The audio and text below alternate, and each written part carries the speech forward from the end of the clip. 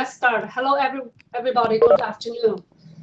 Today, we're going to have a presentation. This is the selected best paper for OCAIR, Association for Institutional Research this year. Dr. Li Dai will represent OCAIR to present her paper. Dr. Li is a director of institutional research and planning in Pittsburg State University. She received a doctorate degree in higher education and administration from Penn State University in 2008, and she published several articles in Air Force Retention Conference, and also in the Review of Higher Education, Journal of Student Financial Aid, and New Direction for Institutional Research. And also she got several grants to support her research.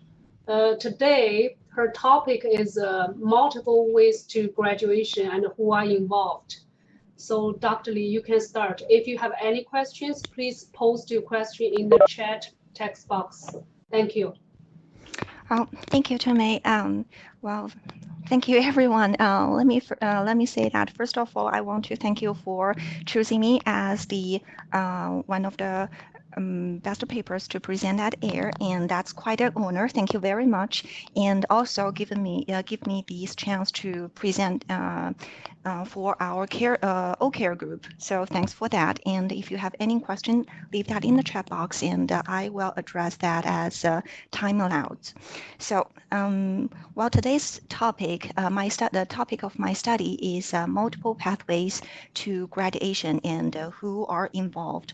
And the reason that I chose this as my topic is that there are some unanswered questions that puzzles me, and I could not find the defined and clear answer in the literature. The questions such as the four-year institution beginners attending multiple institutions always have it at risk in terms of graduation. Is that true?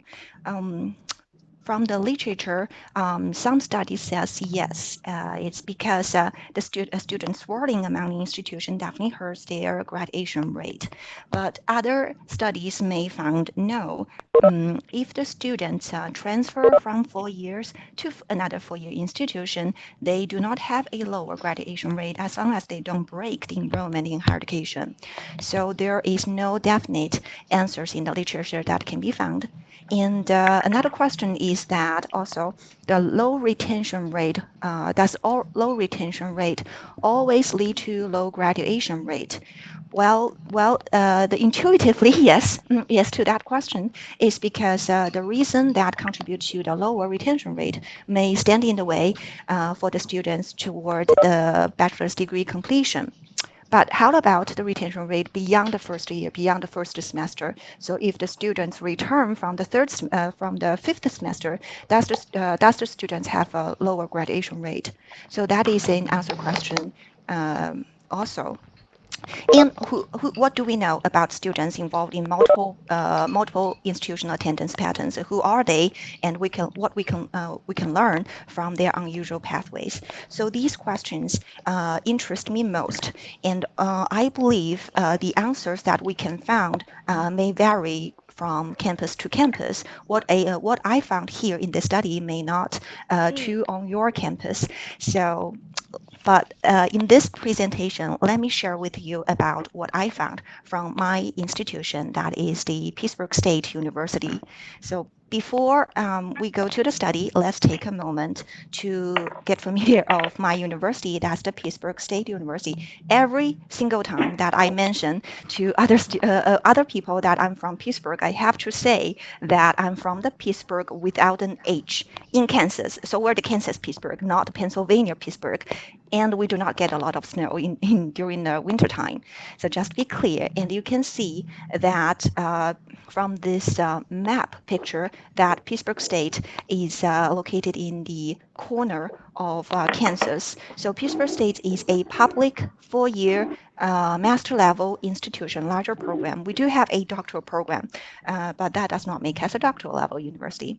And we are located in 10 miles from the borderline and high poverty rating local area. And I remember that in the most recent data, the local county is among the top maybe the seventh poorest county in Kansas area. So that's the situation.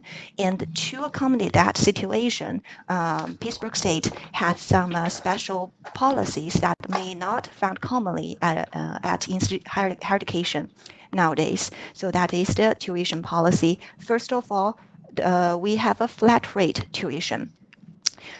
For the students who take 10 or more credit hour, undergraduate students taking 10 or more credit hours, they pay flat rate tuition for 10 credit hours. So as the result, and there is no cap over how many credit hour the students can take. So as the result, that over 90% of our undergrad students are full-time students. That is very unique in higher education nowadays. And we also identified some special tuition areas. We call that Guerrilla Advantage and Guerrilla Edge areas. And the reason that we call it Guerrilla is because our mascot is the gorilla, the Gus. And then we identify some areas for this, where the students pay special tuition. And we identify like 27 counties in the state of Missouri, Oklahoma, and Arkansas. So if the students from those 27 counties, they pay 100% Kansas in-state and tuition fee. And if the students from the Missouri, Oklahoma, and Arkansas, and Texas, not in the 27 identified counties, they pay a little bit higher. That is a 150% of the Kansas in-state and tuition fee. So you can see that all these tuition policies is to encourage students from outside Kansas to attend our institution. And that may contribute may contribute to the patterns that students are involved. So we will come to that later. And in 2016, to improve retention and graduation rate is adopted as a university-level strategic planning initiative. So the Office of Institutional Effectiveness is charged to do a in-depth, well, it's basically me, is charged to do an in-depth study to look at the students beginning from Pittsburg State University, but ended at other institutions. And this study aims to answer a set of questions about students' overall entire educational pathways that leads to or not leads to the bachelor degree completion at PSU or not at PSU. So that is the administrative initiative that I started this study. And to do that, I incorporate two sets of data sources. And the first one, of course, is institutional data. And I used 3 cohorts of first-time degree-seeking undergrad students starting at PSU in fall semesters of 2006, 07, and 08. So I used 3 cohorts of first-time degree-seeking students. And I also used the students' demographic information and student financial background and academic performance in high school and at PSU. But basically, they're the first semester academic performance at PSU.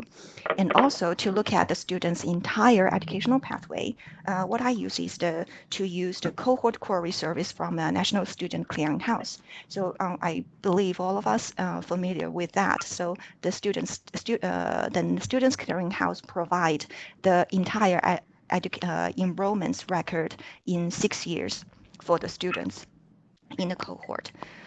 Okay, and then when we talk about the transfer study and the multiple pathway studies, we know there are a lot of terminologies. To just a quick recap of the terminologies for the transfer pattern, we have a vertical transfer, and that refers to the students transfer from 2-year to 4-year.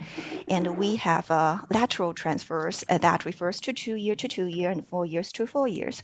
And we also have the reverse transfer that students transfer from 4 years to 2 years, and co-enrollment attendance sometimes identified as a unique type of transfer as well, or sometimes it's counts, sometimes it's not, and any combinations of all these types of transfers. So the transfer is quite a complex issues to look at. But in this study, I took a oversimplified method by dividing my students into three types of attendance patterns. So the first one is PSU only. So in this group, students attended PSU and PSU only. PSU is the only institution that students attended from day one to the end of day of sixth year or to graduation. Okay, and PSU return is that PSU was not the only one, but the last institution that students attended. They either graduated from PSU or they returned by the end of the sixth year, and yeah. And in this, and when I refer to graduation in this study, that refers to the bachelor degree completion only, because all these students starting at PSU, so the bachelor degree is the primary initial their degree they want to pursue. So associate degree completion is not counted as a degree completion in this study. Okay, that's sidetrack talk. PSU withdraw group refers to the students who started at PSU, but PSU was neither the only nor the last institution that students attended. So the students may left PSU but never returned within 6 years, or they did not complete the degree at PSU. So those are the three groups I used for this study. And if you have any questions, just feel free to leave that in the chat box. And then let's take a look on the students that I have in the study in these pie charts. And 2,755 students I have in total in my study. And you can see 60%, nearly 60% of the students attended PSU and PSU only from day one to graduation. And I have 27.6% of the students who are the PSU return, and a little shy of 14% attended somewhere else but never returned to PSU. So that is the three types attendance pattern composition of my study. And as I mentioned, this study is to answer a set of questions about students involved in multiple institutional attendance pattern. So this presentation is organized by answering these questions one by one. So let's take a look on the first question okay, let's take a look on the first question that I want to answer is that, does PSU group show the highest likelihood of graduation? So in other words, does attending just one institution show higher likelihood of graduation than the students attend multiple institutions? So from this column charts that we can see the first column is the PSU only, and the bottom golden or mustard color bar shows the proportion of the students who completed bachelor's degree within 6 years, and that is 64.5% of PSU only students graduated within 6 years. And in the middle is the PSU withdrawal group, and the rate of the graduation rate is the lowest, is fewer than a quarter of the students. And the last column is the PSU return group that shows the highest percentage of the graduation. That's nearly 71%, more than 70% of the students who completed bachelor's degree within 6 years. So PSU only is not the pattern that shows the highest likelihood of graduation. And the second question that I want to answer is for the students who left PSU once. And if they left, where did they go? Well, this question actually interests my campus most. All of the administrators want to know, if they left PSU, where did they go?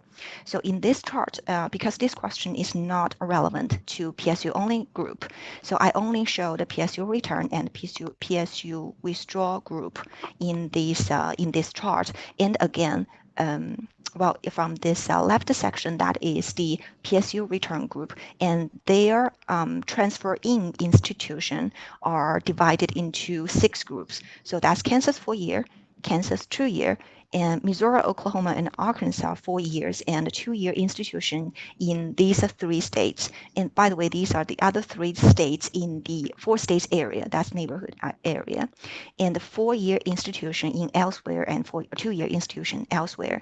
So from this section of the chart, we can obviously see that 2-year institutions are more popular than 4-year institutions in the PSU return group. But on the other section, other part of this chart, that is opposite. In the PSU withdrawal group, even though the Kansas 2-year is a little bit taller than Kansas 4-year, but overall 4-year institution is a little bit more popular than the 2-year institution for the PSU withdrawal group. So if the students withdraw and never return to PSU, they're likely to attend a 4-year institution. And again, like the graduation rate, the bottom bar shows the graduation rate, and we can tell from these charts that the proportion of the graduation rate of the 4-year institution attendance is a little higher overall, higher than the graduation likelihood in the 2-year institution. So in both groups, attending 4-year institution sometimes along the way is positively associated with a degree completion. Okay, and then if the students left the PSU, attend another institution, how long did they stay at other institutions?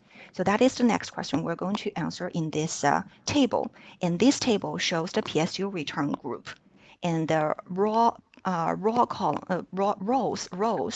shows the semester when the students transfer out. And in this table, PSU is not shown in this table, so only the other institution, how long students spend at other institution, is pulled into this table. And the rows are the semesters when the students transfer out. Transferring. So, and then the column are divided into the graduation group and students who fail to graduate within 6 years. And then it shows the frequency and average number of terms that students spend after that transferring behavior. So what we can see from this table, first is that in the graduation block, the summer transferring is the most popular, comparing the fall transferring and the spring transferring. So that's the frequency is the highest, but the average enrolled term is the smallest. So the students are more likely to transfer during summertime, but spend a shorter period of time when they transfer out during summertime. So it's a little bit over 1 semesters. But in the block of students who did not graduate, fall semester is the most likely the students transfer out, and the average enrolled term comparing to other 2 semesters is largest, is 2.15. So that shows that PSU return group, if they spend longer outside of at other institution before they return to PSU, they have the lower likelihood of degree completion. And what is the story about the other group? What about the story about PSU withdrawal group? That shows different story, and we can tell from the graduation and both group of graduation and the non-graduation blocks that fall transfer is the most popular comparing to a spring and summer transfer, and average number of enrolled terms are largest comparing the other 2 semesters. So especially for the students who graduated within 6 years, the students spent nearly 7 semesters after the students transfer out during 4 semesters. And in the students who did not graduate within 6 years, the average length of enrolled terms are smaller comparing to others. So this, but frequency is higher comparing to other transferring. So what does this tell us?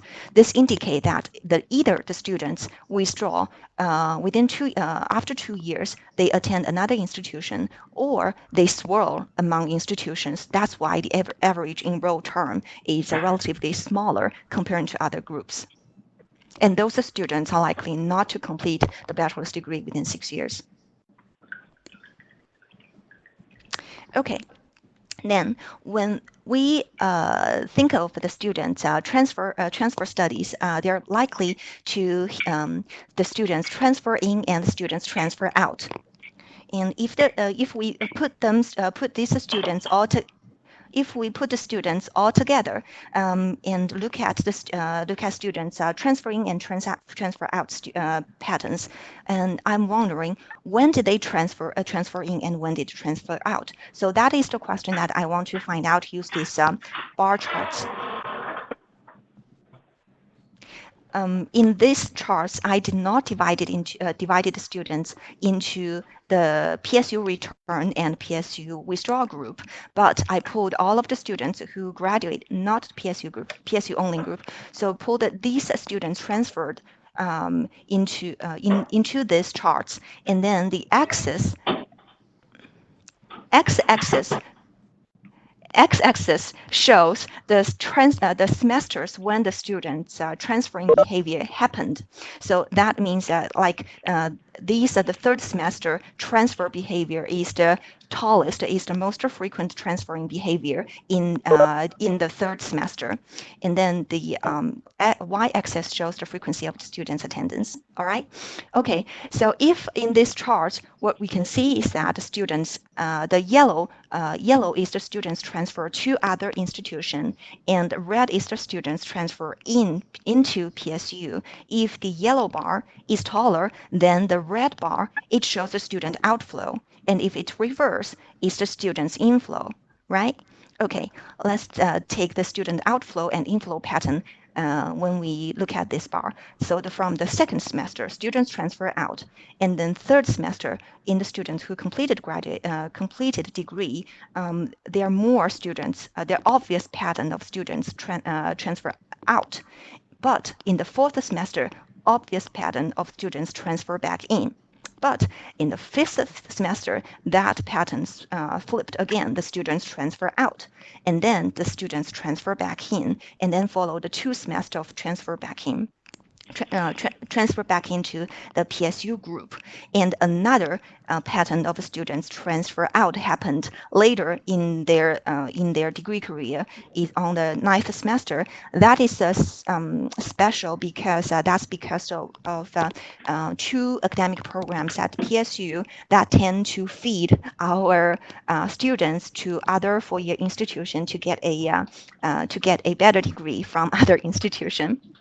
And that is the students taking general education course at PSU and take the basic major courses at PSU, and then transfer out to a prestigious university to get a degree there. So we've talked about this issue in their program review, but that is a different topic. All right, so that is the pattern that students tend to, the student who completed bachelor's degree within 6 years, they tend to spend shorter period of time outside of PSU, and then transfer back and transfer in behavior more frequent. And then the same pattern, the bar charts presented for the student who failed to complete a bachelor's degree within 6 years. And what do we see from here? So again, the second semester they transfer out, the third semester they're out. Fourth semester, they're out again, and fifth semester, they're out again. But from the sixth semester and seventh semester, that is the pattern of the students' inflow. All right, but for the sixth semester, the gap is quite smaller. So it's not obvious until the student's inflow pattern shows until the 7th semester, and then another inflow shows up, and then same situation for the 9th and the 10th semester of outflow. So this bar chart shows that the inflow happened 2 semesters later than the student who can complete a bachelor's degree. So the students tend to spend longer time outside of PSU before they complete a bachelor's degree or return back to PSU. So that is the pattern shown in these bar charts. Okay, after showing you table after table, chart after charts, let's do a quick review of the multiple patterns and the patterns of the multiple pathways that we've learned from those tables and charts. The first is that, as we say, not all PSU students attending multiple institutions show lower likelihood of graduation rate than the students attend PSU only. We know that PSU return group shows a higher likelihood of graduation. So, but for the student, what types of students are more likely to graduate even though they attend multiple institutions? So those students have a better odds or still be able to complete if they follow two patterns. The first pattern is that they take summer courses and be enrolled for a shorter period of time. It's like shorter than 2 semesters at other institutions, then return back to PSU. Those students are likely to graduate. Or if they don't like us too much, well, they can transfer to another 4-year institution and continue the progress toward the bachelor's degree. They still get a good chance to complete a bachelor's degree at other 4-year institution. Remember the longer time in the after the transferring out in 4 semesters. So that shows the pattern of that. So these findings from the transferring and the multiple institution attendance pattern at PSU echoes what Edelman stated in 2006 in the Tolbach Revisited. He said that the formal transfer from one 4-year institution to another were positively associated with the degree completion, but wandering from one institution to another was not. So students have to be strategically transfer in order to complete a bachelor's degree within 6 years. But before we go further, I have to point out some points, some notes because those are for PSU students only that may not be applicable for to your campus.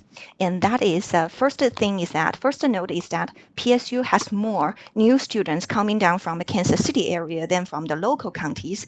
So as I mentioned that the local county has a higher poverty rate, so we get more students outside of the local counties, more students from Kansas City areas and like Wichita areas. And those students are preferred to take summer course at, closer to home when they go back home area for their summer break. So that is that shows in the tables that students spend shorter time for the summer, and students shows the high frequency in summer transferring. But these students, because they are not committed to community college around home, they will still come back to PSU and obtain the PSU degree. They just don't take summer courses from PSU. And because we have the special tuition region to attract out-of-state students, but we also lose the students for that reason too. And those students come to PSU and take the general education course and then some of the basic courses and then go back to their home state to complete the degree from home as well. For the purpose to save some tuition money, because PSU tuition is relatively cheaper than our peers in other neighborhood states. That is, and we also identified the new pattern, but although it's early, but emerged as a new pattern that co-enrollment at community college for the students or the student taking online courses from another institution are showing as a new pattern.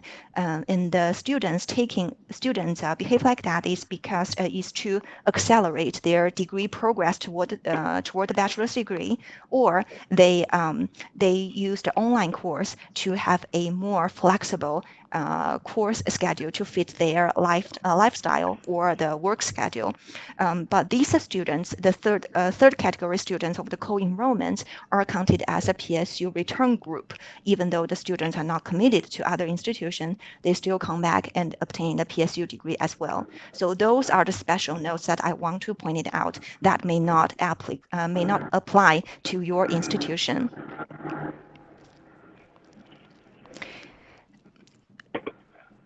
And before that, then that after the discussion, and let's come to the one large question that we have not answered yet. That is, who are the students involved in different pathways? Well, this may be more. This may be more fun if I can see your faces, but let's do a quick quiz and guess the answer to yourself. And the first question is that which gender are more likely to be PSU only, male or female? What do you think? Which gender are more likely to be PSU only?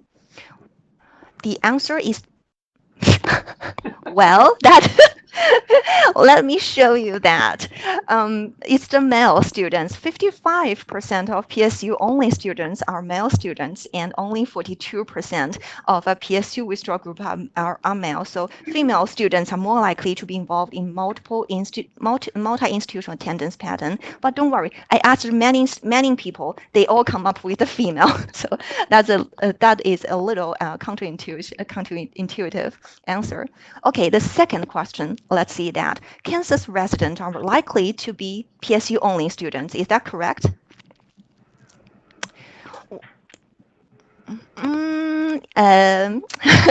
76% of PSU only students are Kansas residents, but 83% of the PSU return groups are the Kansas residents. So Kansas residents are more likely to be involved in multiple pathways, multiple institutional attendance patterns, and we will come to that, come to the reasons of that later. And then the last question, let's see, is which type of the pathway that wealthy students are likely to be involved? PSU only, PSU return, or PSU withdraw? Well, okay, we got a correct answer. So that is the PSU return group. Are more likely to have the wealthy students. The median expected family contribution of the PSU return groups is $8,000, the highest among 3 groups. And the PSU only group has the lowest expected family contribution, a little bit higher than $6,000. So that is the student characteristics, and I also have some highlights of the students' academic performance that sharing with you.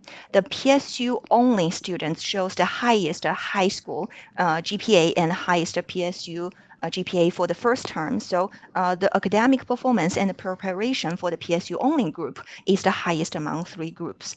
And the PSU only group also shows the largest gap between high school graduation and initial enrollment at PSU, and the gap for the PSU return group is the smallest, that is 0.2 year, and that is significant. So we can see the PSU only has a higher academic performance, and they're more loyal comparing to other 2 groups.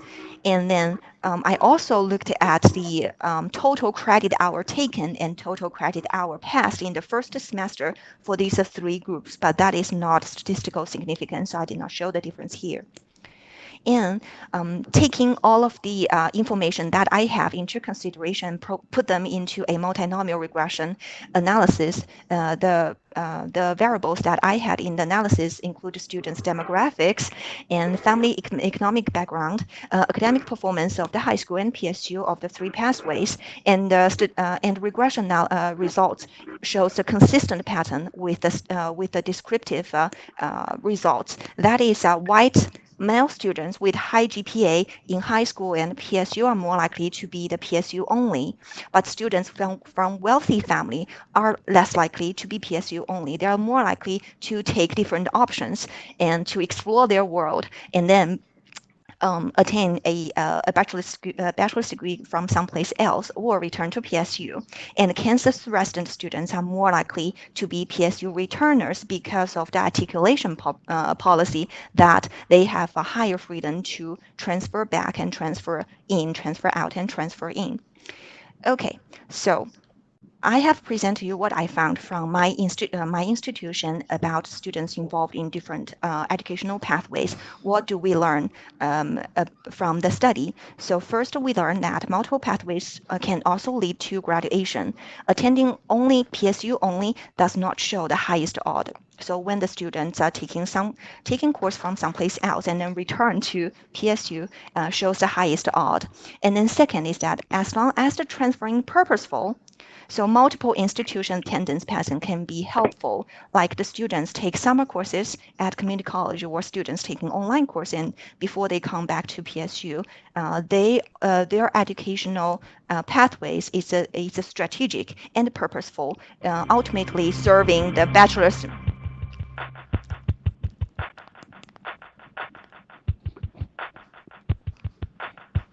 Hello? Yes. Oh, just continue. Okay. Okay. Well, the students have learned. I hear something. The music, the background music. I think someone didn't mute. Okay. And that is really loud.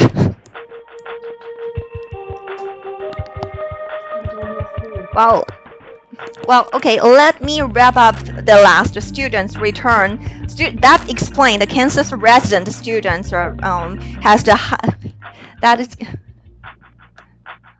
okay. The third item that we learn is that students learn to use the articulation purpose to navigate to the desired degree. So that's why Kansas resident students showing the frequent transferring behavior. They transfer out and transfer back in because they have the advantage of doing so.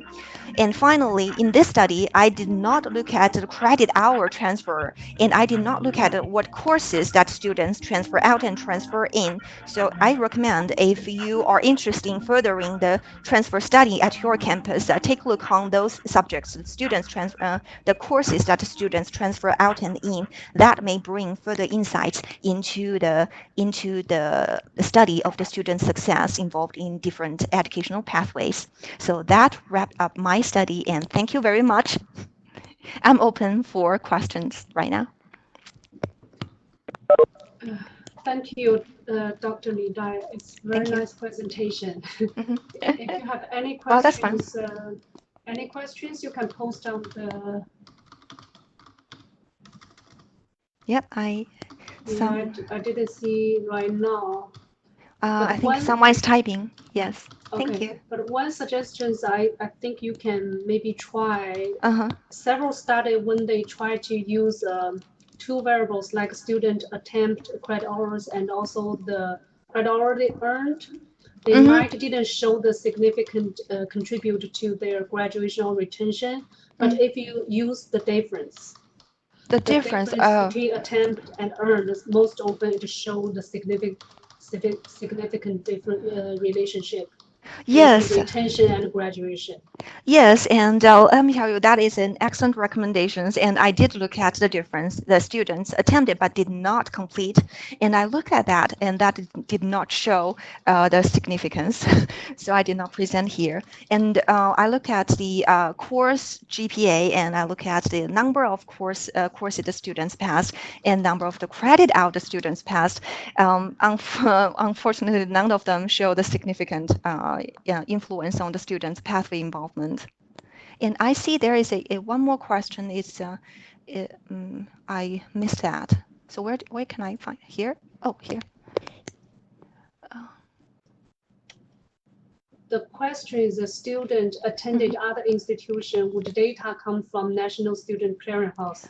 Exactly. I believe so. Yes, exactly. So if you, well, I believe your institution must have participated in the National Clearinghouse, and if you use their service and follow their guideline and specify that query is cohort query, and then return report will have the entire attendance record from all of the institution the institution that participate in National Student Clearinghouse, and then you will see the detail, the record from the cohort query reports. Thank you. And one more thing I can add it is if you receive data from National Student Clearinghouse, right now I think they also they code it semester by semester. They have student record, and also they gave you the major in each institution each semester where they were. So it's a nice raw data set you can use to join with institutional data to do whatever analysis you need. Oh, yes. Is that cohort query as well or different query? I think so, but you have to look at the raw data set. Okay. Yes. Not the, yeah. Okay. Any questions? Well, I have a question. Can you hear me? Yes, I can. Yeah. Okay, this is really nice presentation. My question is about the report sharing on your campus. Have you got any chance to share the results with your colleagues or the upper leadership? And how did they read this report? Yes. From the findings, it seems the PSU only group is not the best group presenting.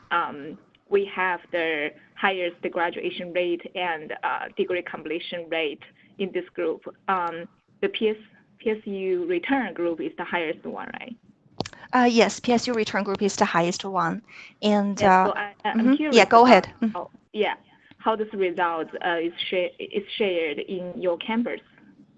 Well, I can answer this question from two sections. The first section, let's address how do I share. First, I wanted to share, and the first results that I find is the enrollment management AVP, and I shared with of the entire study, and I lost him maybe in 10 minutes. So it's the quick tip is that to summarize the research and just highlights the findings.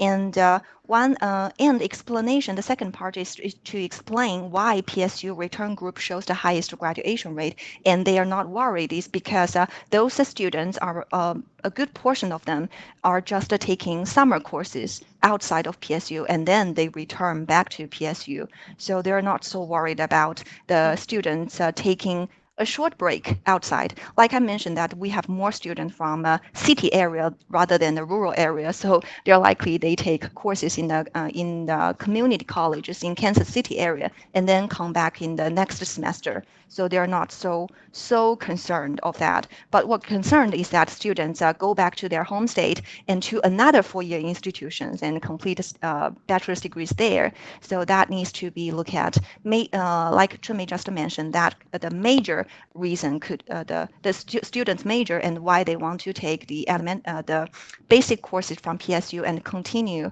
the study at four-year institution may interest leadership most. I see. Okay. Thanks. Thank you. Hello. Yes.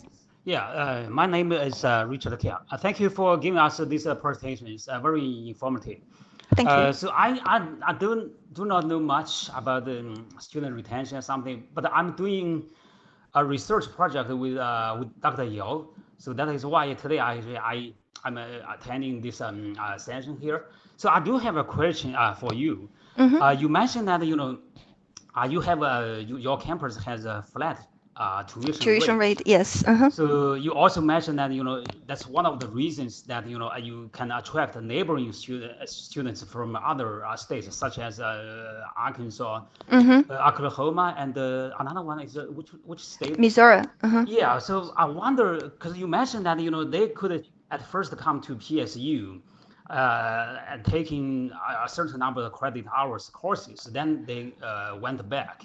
So my question here is the flat rate offered by PSU is even lower than their in-state tuition?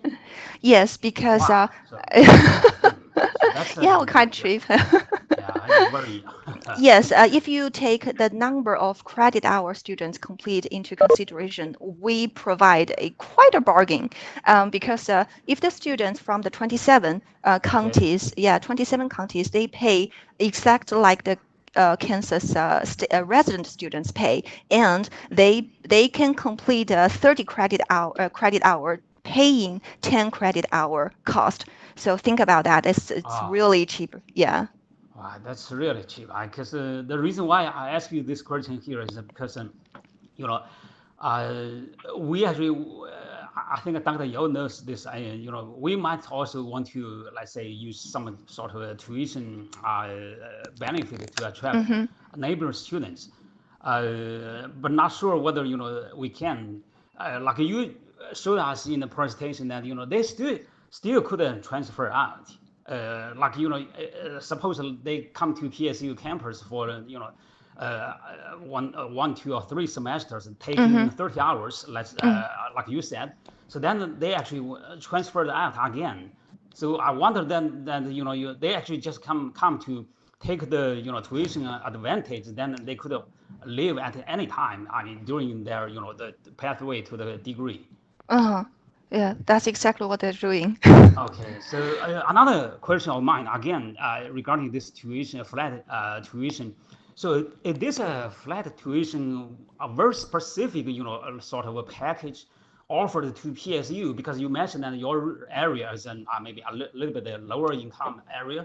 So I wonder whether this flat tuition only applies to your campus, or this flat tuition would also actually apply to other campuses in the state of Kansas.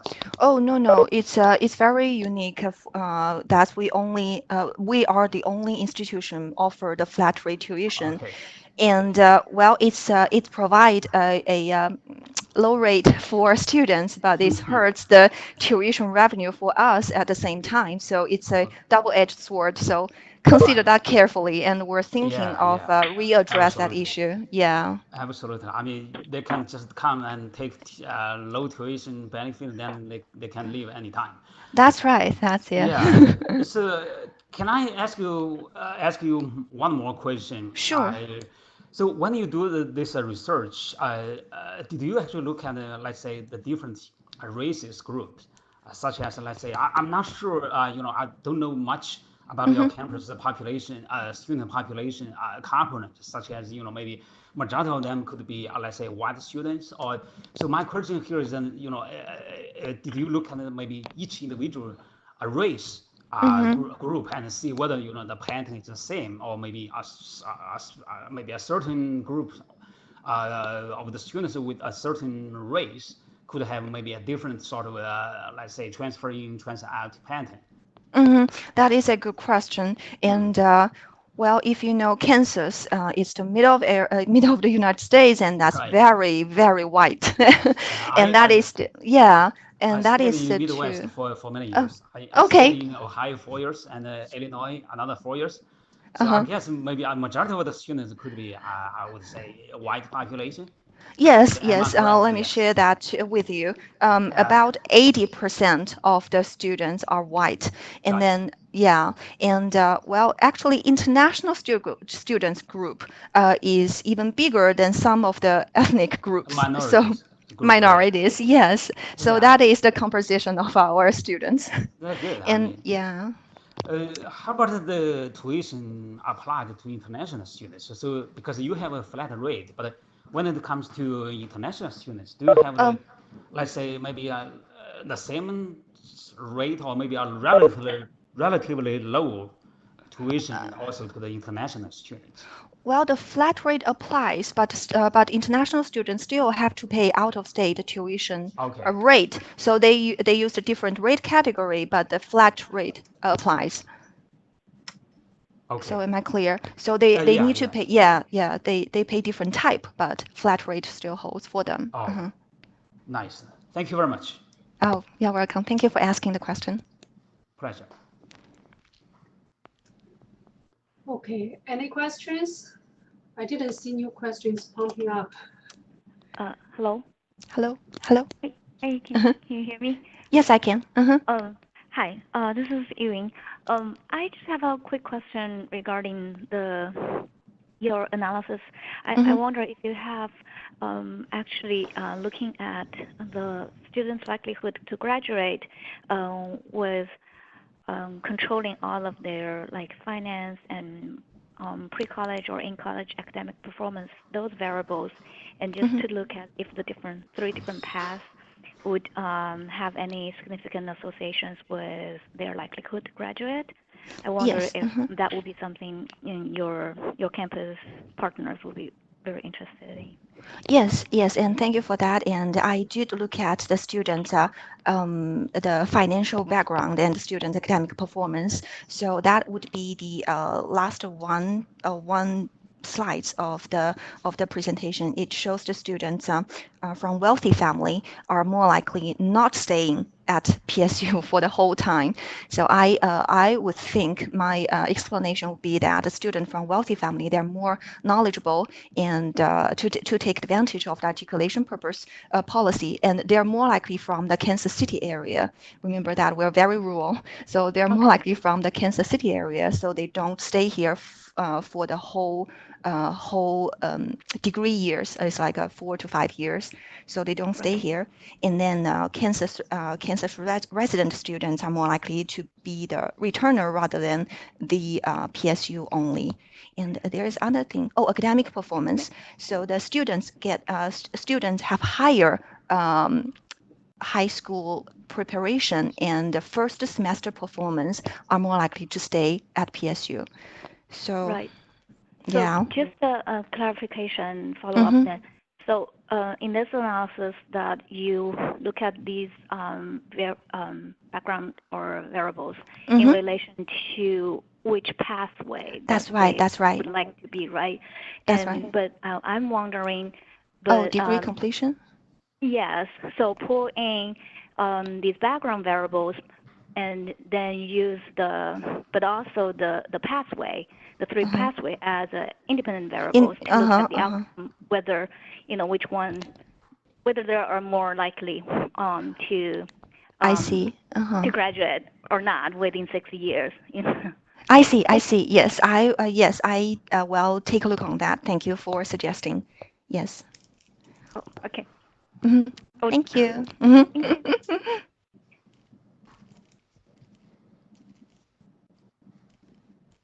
Okay. And any other questions?